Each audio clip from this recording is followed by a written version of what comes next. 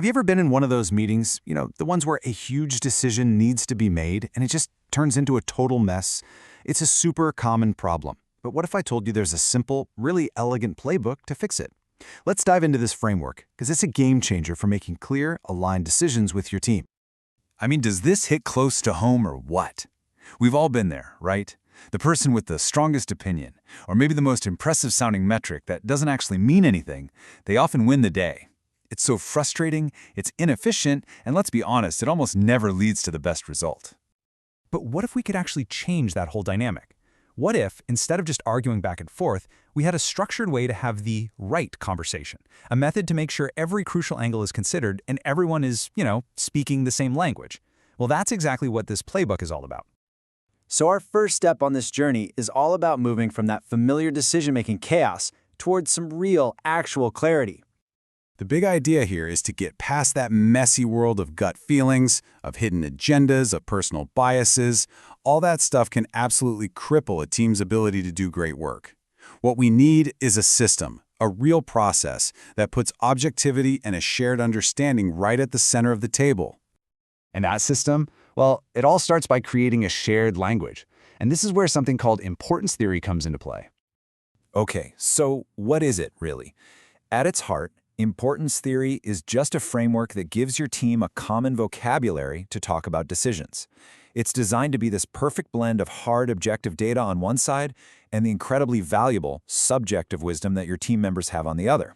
It's not about getting rid of human insight, it's about channeling it in a really productive way.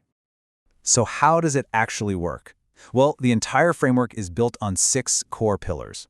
I want you to think of these as the fundamental building blocks for making any conscious, well-thought-out decision. All right, here they are, the 6 lenses you're going to use to look at every single option. First, P is for potential. What's the upside here? Is this a high-impact idea?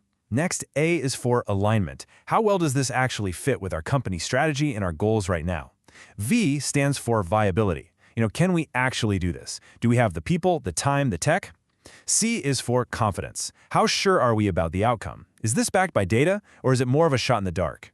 T is for timeliness. Is now the right moment for this? Is there a real urgency? And finally, E is for effort. What's this really going to cost us in money, in people's time, in focus? See, together, these 6 pillars give you a full 360-degree view of any decision. But here is where it gets really brilliant. This framework isn't rigid at all. You and your team get to decide what's most important right now. This next step is all about calibrating these pillars to fit your specific goals for this quarter, this year, whatever it is. And the process is so simple. As a team, you literally just distribute 100 points across those 6 pillars. Maybe you're in a rapid growth phase, so potential gets a ton of points. Or maybe you're trying to ship fast, so timeliness gets the bigger slice. The key thing to remember is that there's no single wrong answer. There's only your team's answer for what matters right now. Just look at this example.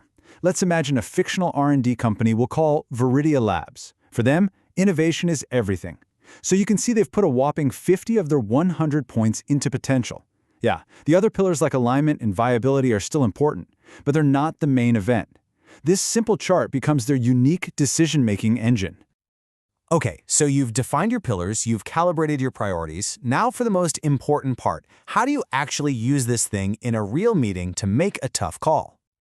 And this, my friends, is where the magic really happens. Check out this table. We've got 3 projects on the table. Now, a company like SwiftTask, who's maybe all about quick execution, scores Project Flash the highest, an 85. But our innovative friends at Viridia Labs, with their focus on potential, they score Project Ethos way higher, a 92.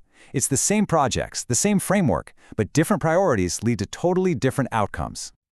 And that brings us to the single most important idea in this whole playbook. This framework is not a magic 8-ball. It's not here to spit out the right answer.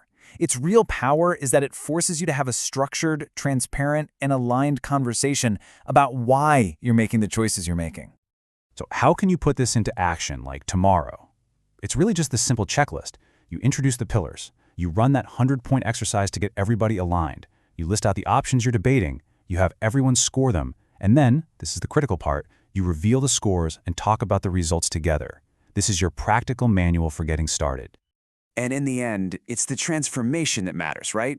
You're moving from a world where the loudest voice wins to one with a structured process. You're going from chaotic debates driven by gut feelings to focused conversations built on transparent logic and priorities that you all agreed on. It is a total game changer. Let's just end on this one essential reminder. Please, don't look to this playbook for answers. Look to it for better questions, for better debates, for a structure that actually elevates your team's collective brainpower. It's all about guiding the conversation that leads to your best possible decision. So that really just leaves us with one final thought. Now that you have this simple but really powerful tool in your back pocket, what's the first crucial conversation that you and your team are going to structure?